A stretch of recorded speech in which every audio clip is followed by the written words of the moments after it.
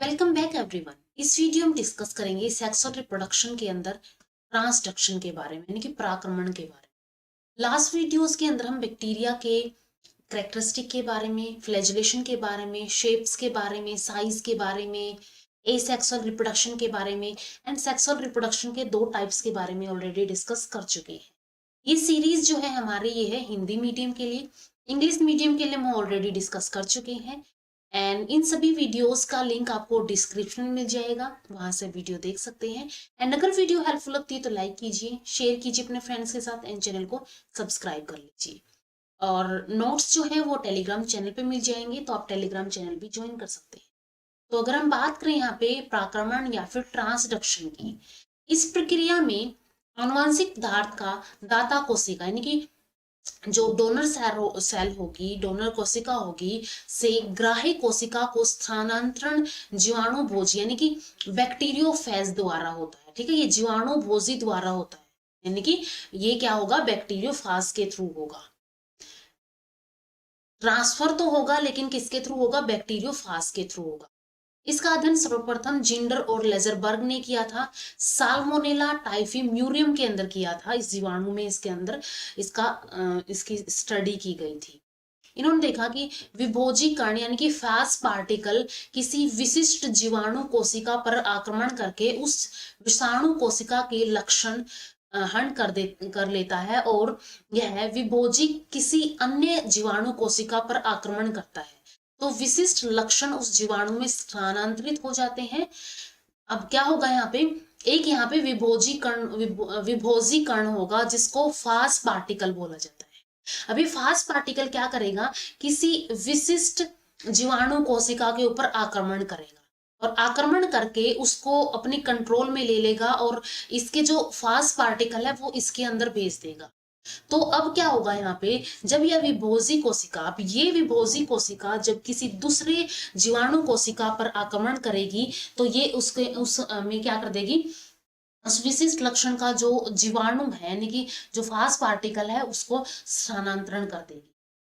जो ट्रांसडक्शन पराक्रमण होते हैं उसके दो प्रकार होते हैं, एक होता है यहाँ पे विशिष्ट पराक्रमण, एक होता है व्यापकीकृत यानी कि जर्नलाइज्ड, एक होता है स्पेशलाइज्ड, एक होता है जर्नलाइज्ड। तो वन बाय वन हम इनको डिस्कस करेंगे।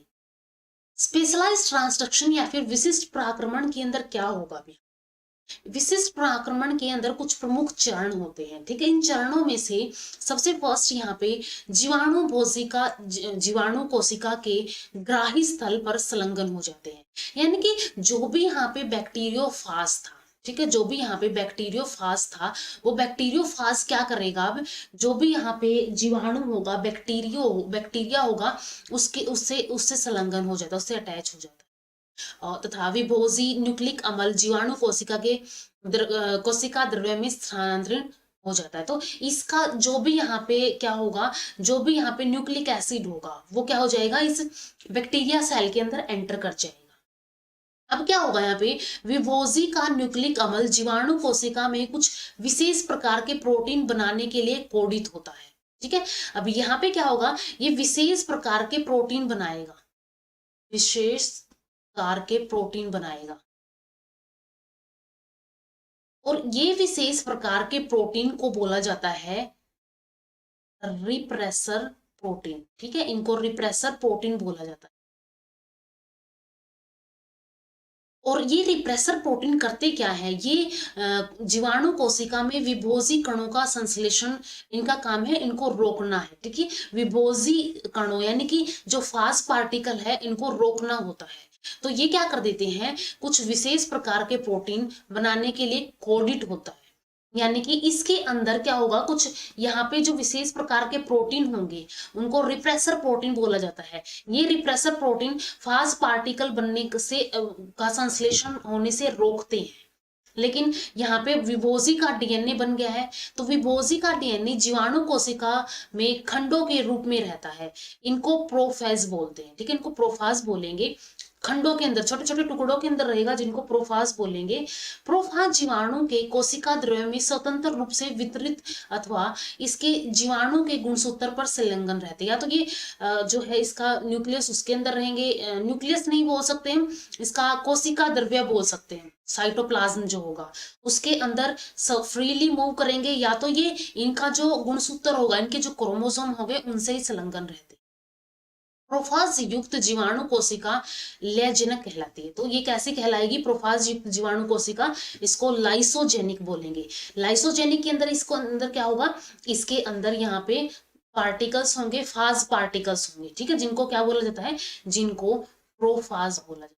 इसके अंदर प्रोफाज है वो देखने को मिलते हैं और इसको लाइसोजेनिक बोला जाता है। जीवाणु कोशिका अनेक पीढ़ियों तक लेजन रहती है, यानी कि लाइसोजेनिक रहती है, तथा विभोजी डीएनए जीवाणु के गुणसूत्र के साथ विभाजित रहता है, ठीक है, इसके साथ ही रहेगा। परंतु यह अवस्था ऐसी आती है, एक अवस्था ऐसी आती है जब जीवाणु कोशिका दमनकारी प्रोटीन का संश्लेषण रुक जाता है। यानी जब तक वो प्रोटीन, यानी कि जो रिप्रेसर प्रोटीन बनते रहेंगे, तब तक वो उस विभोजी डीएनए को रिप्रेस करके रखेंगे, उसको मतलब उसको इन्फेक्ट नहीं करने देंगे। लेकिन जैसे इनका संश्लेषण रुक जाता है, इसमें विभोजी घटकों का संश्लेषण स्टार्ट हो जाता है, ठीक है, इसमें क्या होगा, विभोजी घटकों का संश्लेषण स्टार्ट हो जाता है। तो सबसे फर्स्ट क्या था यहाँ पे, एक बैक्टीरियोफाज था। बैक्टीरियोफाज ने एक बैक्टीरिया के ऊपर अटैक किया और अपना जो भी न्यूक्लिक एसिड था, ठीक है, न्यूक्लिक एसिड था, उस न्यूक्लिक एसिड को इस जीवाणु कोशिका के अंदर भेज दिया। अब ये न्यूक्लिक एसिड जो है इसके अंदर, ये टुकड़ों के रूप में, ठीक है, छोटे छोटे टुकड़ों के रूप में रहता है, वितरित रहता है। या तो ये इसके साइटोप्लाज्म में वितरित रहेगा, या फिर इसके क्रोमोसोम के साथ ये संलग्न रहता है। अब इसके बाद क्या होगा, ये जो जीवाणु कोशिका है, ठीक है, ये जो जीवाणु कोशिका है, बैक्टीरिया है, ये क्या करेगा, इसके पास कुछ विशेष प्रकार के प्रोटीन होते हैं, विशेष प्रकार के प्रोटीन होते हैं। ये विशेष प्रकार के प्रोटीन क्या करते हैं, ये इन विशेष प्रकार के प्रोटीन को बोला जाता है रिप्रेसर प्रोटीन, ठीक है, इनको रिप्रेसर प्रोटीन या फिर दमनकारी प्रोटीन बोला जाता है, क्योंकि ये इस न्यूक्लिक एसिड का इनको या फिर इनको बोला जाता है प्रोफाज। इन प्रोफाज का दमन करके रखते हैं, इनको रिप्रेस करके रखते हैं। लेकिन अब ऐसी ये जब तक मतलब जब तक ये रहेंगे, पीढ़ियों तक रहते हैं, लेकिन एक अवस्था ऐसी आती है जब इनका संश्लेषण रुक जाएगा, यानी रिप्रेसर प्रोटीन बनने बंद हो जाएंगे। जब ये बंद हो जाएंगे तो उस टाइम पे ये जो प्रोफाज थे, इनका इनफाज कंपोनेंट का सिंथेसिस स्टार्ट हो जाएगा। ऐसी स्थिति में विभोजी डीएनए जो अब तक जीवाणु के गुणसूत्र में संलग्न था, पृथक होकर, अलग होकर विभोजी प्रोटीन यानी फाज प्रोटीन का संश्लेषण प्रारंभ कर देता है। ये क्या कर देगा, फाज प्रोटीन का संश्लेषण प्रारंभ कर देगा।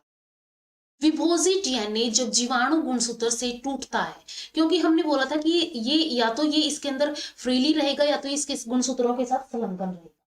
तो ये जब ये टूटता है तो जीवाणु के कुछ जीन इसके साथ संलग्न हो जाते हैं, वो इसके साथ चले जाएंगे, इसके साथ अटैच हो जाते हैं। इसकी पुनरावृत्ति विभोजित डीएनए के साथ होती रहती है।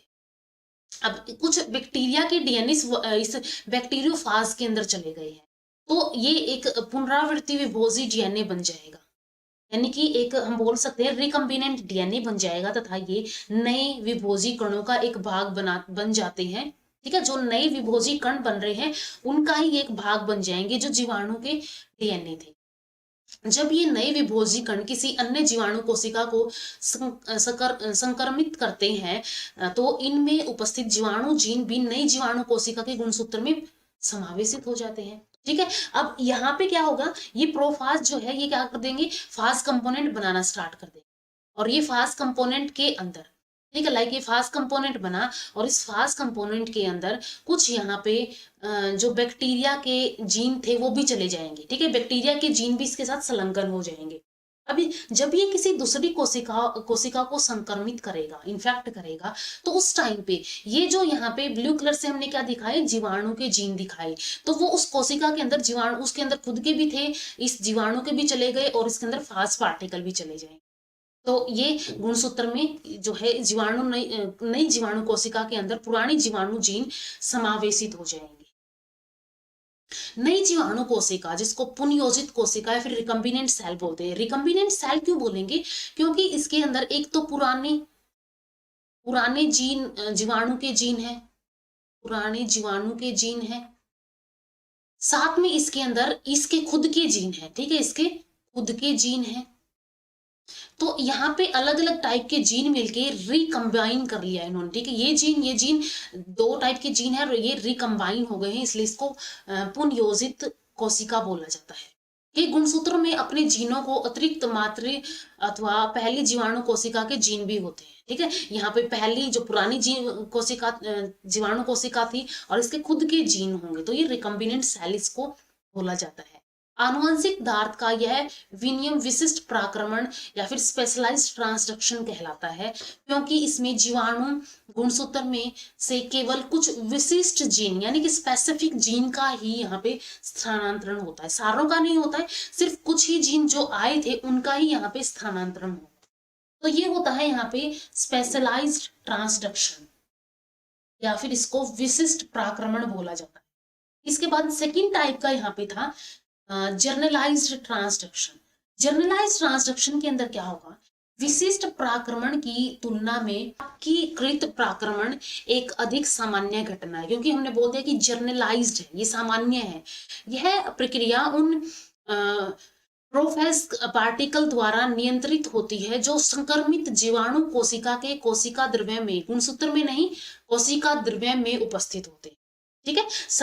जो संक्रमित जीवाणु कोशिका के कोशिका द्रव्य यानी कि साइटोप्लाज्म के अंदर होते हैं। व्यापीकृत प्राक्रमण के कुछ चरण होते हैं, जैसे कि सबसे फर्स्ट क्या होगा यहाँ पे, लयजनक जीवाणु कोशिका यानी कि लाइसोजेनिक बैक्टीरियल सेल में उपस्थित विभोजी डीएनए यानी फाज डीएनए नई विभोजी घटकों यानी कि नए फाज कंपोनेंट का संश्लेषण प्रारंभ कर देता है। इस प्रक्रिया में जीवाणु कोशिका का गुणसूत्र खंडित यानी कि सेगमेंटेड हो जाता है। इन खंडों का कुछ नए विभोजी डीएनए में समावेशन या फिर इनकॉर्पोरेशन हो जाता है, ठीक है। यहाँ पे जो ये प्रक्रिया, इस जीवाणु कोशिका के जो गुणसूत्र है वो खंडित हो जाएंगे और ये विभोजी डीएनए के साथ क्या कर जाएंगे, समावेश कर जाएंगे। इस प्रकार लाइसोजेनिक कोशिका में उपस्थित कुछ विभोजियों में केवल विभोजी डीएनए होता है, जबकि अन्य में जीवाणु गुणसूत्र के खंड समावेशित होते हैं। कुछ में तो सिर्फ क्या रहेगा, सिर्फ विभोजी डीएनए रहेगा, यानी कि जो फास का डीएनए है वही रहेगा, लेकिन कुछ के अंदर जीवाणु गुणसूत्र के खंड भी समावेशित हो जाते हैं। वो कैसा बन जाएगा, रिकम्बिनेंट बन जाएगा। यदि ऐसे विभोजी जिनमें जीवाणु गुणसूत्र के खंड समावेशित होते हैं, इन्हें अन्य विभेद की जीवाणु कोशिका को संक्रमित करते हैं, जो विभोजी में उपस्थित मातृ जीवाणु के जीन नई कोशिका में स्थानांतरित हो जाते हैं। मातृ इसको हम क्यों बोल रहे हैं, क्योंकि ये दूसरी सेल से आया है।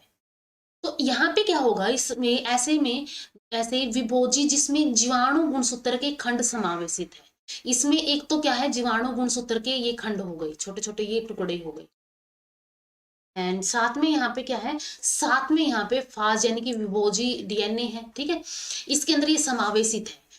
किसी अन्य विभेद की जीवाणु कोशिका को संक्रमित करेंगे। अब ये क्या करेंगे, किसी और अन्य को संक्रमित करेंगे जो विभोजी में उपस्थित जीवाणु के जीन नई कोशिका में स्थानांतरित। तो जो भी ये यहाँ पे ये जीन है, यहाँ पे जो भी मातृ जीवाणु यानी पुरानी जीवाणु, पुरानी बैक्टीरिया सेल के जीवाणु जीन है, वो क्या हो जाएंगे, नई कोशिका के अंदर ट्रांसफर हो जाएंगे, फिर स्थानांतरित होते हैं। इस प्रकार इनमें प्राक्रमण ट्रांसक्रिप्शन हो जाता है। इसके विपरीत ऐसे विभोजित कण जिनमें केवल विभोजी डीएनए होता है, वह प्राक्रमण की दृष्टि से अनुपयोगी होते हैं, यानी कि उनका कोई काम नहीं होता है। जो सिर्फ क्या होते हैं, जिनके अंदर सिर्फ विभोजी डीएनए होता है, सिर्फ जिनके अंदर जीवाणु भी डीएनए होता है, यानी कि मातृ जीवाणु का भी जीन होते हैं, वही स्थानांतरित होते हैं, बाकी वो अनुपयोगी होते हैं प्राक्रमण की दृष्टि से, ठीक है। उनका और काम होता है दूसरी साइज को इन्फेक्ट करने का काम होता है, लेकिन प्राक्रमण की ट्रांसडक्शन की दृष्टि से वो उपयोगी होते हैं।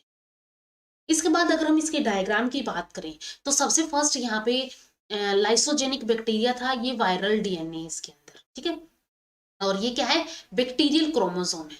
इसके बाद ये जो बैक्टीरियल जीन्स है वो क्या करेंगे, वो किसी दूसरी सेल के अंदर जाएंगे, एंड दूसरी सेल के अंदर यहाँ पे क्या होगा, फास्ट कंपोनेंट का सिंथेसिस होगा। फास्ट कंपोनेंट का सिंथेसिस होने के बाद अब ये सेल को किल कर देंगे, अब ये इस सेल को मार देंगे। तो इस सेल को मारने के बाद यहाँ पे इसका लाइसिस हो जाएगा होस्ट सेल का, और जो भी फास्ट पार्टिकल है वो बाहर निकल जाएंगे। और इन फास्ट पार्टिकल के साथ कुछ के साथ बैक्टीरियल डीएनए भी होता है, जीवाणु का भी डीएनए होता है। तो अब ये क्या करेंगे, अभी किसी दूसरी जो है इसके अंदर बैक्टीरियल और वायरल डीएनए दोनों होता है। अब ये किसी दूसरी सेल को, नई सेल को जो है ये यहाँ पे आए बैक्टीरियोफाज यानी कि नई सेल को इन्फेक्ट किया, ये इसका क्रोमोसोम है। और दोबारा से यहाँ पे क्या हुआ, इसने अपना न्यूक्लिक एसिड ट्रांसफर कर दिया होस्ट सेल के अंदर, एंड इसके जो भी जीन्स थे वो क्या हो गई, इस बैक्टीरियल डीएनए के अंदर आ गए, और इसको वायरल डीएनए भी इसके अंदर, ये जो है इसके अंदर इनकॉर्पोरेट हो गया। तो ये अगेन फिर क्या करेगा, एक नई उसको जो है इन्फेक्ट करेगा। तो इस वे में इसकी लाइफ साइकिल, या इस वे में इसकी जो प्रोसेस है ट्रांसडक्शन की वो चलती है। तो इस वे में ट्रांसडक्शन की प्रोसेस चलती है, या फिर प्राक्रमण की विशिष्ट प्राक्रमण की स्पेशलाइज्ड ट्रांसडक्शन की प्रोसेस चलती रहती है। यद्यपि रूपांतरण यानी ट्रांसफॉर्मेशन तथा प्राक्रमण की प्रक्रिया में समानताएं, परंतु मुख्य भेद होते हैं इसके अंदर। ठीक है, रूपांतरण और प्राक्रमण के अंदर यानी ट्रांसफॉर्मेशन ट्रांसडक्शन के अंदर कुछ डिफरेंस होते हैं। प्राक्रमण में दाता कोशिका से ग्राही कोशिका को आनुवंशिक पदार्थ स्थानांतरण एक टेम्पलेट विभोजी यानी कि टेम्पलेट फाज द्वारा होता है, जबकि रूपांतरण में स्थानांतरण एक विलयनिंग सॉल्यूशन के माध्यम से होता है। ठीक है, रूपांतरण में क्या हुआ है, यहाँ पे सॉल्यूशन के माध्यम से होगा, लेकिन प्राक्रमण के अंदर क्या होता है, ये एक टेम्पलेट या विभोजी यानी कि टेम्पलेट फाज के थ्रू होता है। रूपांतरण की प्रक्रिया डिऑक्सीराइबोन्यूक्लिक नामक एंजाइम के प्रभाव से रुक जाती है। ठीक है, डिऑक्सीराइबोन्यूक्लेज एंजाइम के प्रभाव से रुक जाएगी, जबकि प्राक्रमण पर इसका कोई प्रभाव नहीं पड़ता है। ठीक है, प्राक्रमण पर इसका कोई प्रभाव नहीं पड़ेगा, ट्रांसडक्शन इससे अफेक्ट नहीं होगा, क्योंकि प्राक्रमण में आनुवंशिक पदार्थ विभोजक कणों के भीतर सुरक्षित रहते हैं। ठीक है, ये क्या रहते हैं, आनुवंशिक पदार्थ जो है इसके, वो इन जो फास्ट पार्टिकल है उनके साथ इनकॉर्पोरेट होते हैं, तो ये इसके भीतर ही सुरक्षित रहते हैं। संभवतः इसी कारण से प्रक्रिया एंजाइम द्वारा प्रभावित नहीं होती है। तो ये जो डिऑक्सीराइबोन्यूक्लेज एंजाइम है वो इसको प्रभावित नहीं करेगा। तो ये होता है यहाँ पे प्राक्रमण का प्रोसेस। तो हमने सेक्सुअल रिप्रोडक्शन के अंदर कंजुगेशन, ट्रांसफॉर्मेशन, ट्रांसडक्शन तीनों ही प्रोसेस डिस्कस कर ली। नेक्स्ट वीडियो से हम स्टार्ट करेंगे एल्गी के बारे में। ठीक है, तो इस वीडियो में इतना ही। अगर वीडियो हेल्पफुल लगी हो तो लाइक कीजिए, शेयर कीजिए अपने फ्रेंड्स के साथ, एंड चैनल को सब्सक्राइब कर लीजिए। Thank you so much.